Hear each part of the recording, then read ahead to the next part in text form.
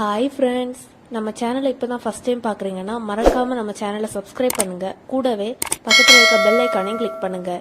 வாங்க ஃப்ரெண்ட்ஸ், வீடியோக்குள்ளே போகலாம். ஹாய் ஃப்ரெண்ட்ஸ், நாம் இன்னைக்கு இந்த வீடியோவில் பார்க்க போகிறது கேரட் தோசை. வாங்க ஃப்ரெண்ட்ஸ், எப்படி பண்ணுறதுன்னு பார்க்கலாம். நம்ம இப்போ ரெண்டு வெரைட்டி தோசை எப்படி பண்றதுன்னு பாத்துடலாம். ஃபர்ஸ்ட் கல்ல நல்லா சூடு பண்ணிக்கலாம். எண்ணெய் வந்து ரொம்ப நிறைய ஊத்த வேண்டாம். எண்ணெய் நிறைய இருந்து அப்படின்னா தோசை வந்து நல்லா நைஸா வராது. இப்ப லைட்டா எண்ணெய் தடவிட்டு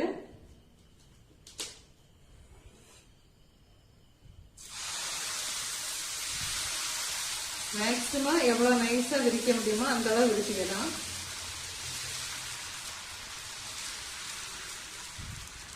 கல் வந்து ரொம்ப கரியவும் கூடாது, சூடாகாம இருந்தாலும் நல்லா இருக்காது.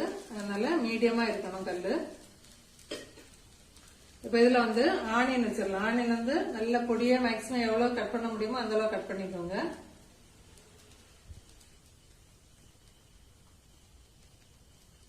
இப்ப இந்த மாதிரி வெஜிடபிள் தோசை நம்ம பண்ணி கொடுத்தோம் அப்படின்னு சொன்னா அதுக்கு வந்து தொட்டுக்கிற சட்னி சாம்பார் எதுவும் தேவையில்லை. இப்ப இதுக்கு அடுத்தது கொஞ்சமா சீவி வச்ச கேரட் சேர்த்துக்கலாம்.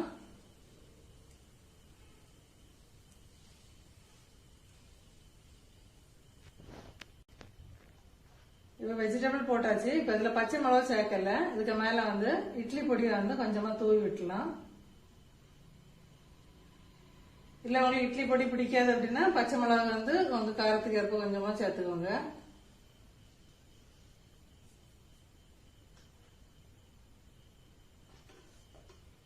இப்போ இதுக்கு மேல நெய் அல்லது பட்டர் சேர்த்தா கொஞ்சம் ஃபிளேவர் நல்லா இருக்கும். அதனால ஒரு ஸ்பூன் நெய் சேர்த்துக்கோங்க.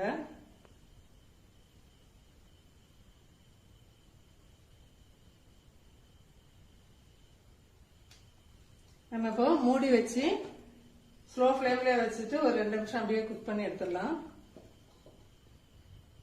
இப்போ தோசை வந்து ரெடி ஆயிட்டு நம்ம எடுத்துடலாம். இப்போ இங்க பாருங்க, நெய் எல்லாம் நல்லா மெல்ட் ஆகி சூப்பரா ரெடி ஆயிட்டு. இப்ப இதுக்கு வந்து சட்னி சாம்பார் எதுவுமே இல்லாம பிள்ளைங்க வந்து அப்படியே வெறுமாவே சாப்பிடுவாங்க. இப்ப சூப்பரான கேரட் போட்டு வெரைட்டி தோசை வந்து ரெடி பண்ணிட்டோம். ட்ரை பண்ணி பார்த்துட்டு கமெண்ட் பண்ணுங்க ஃப்ரெண்ட்ஸ்.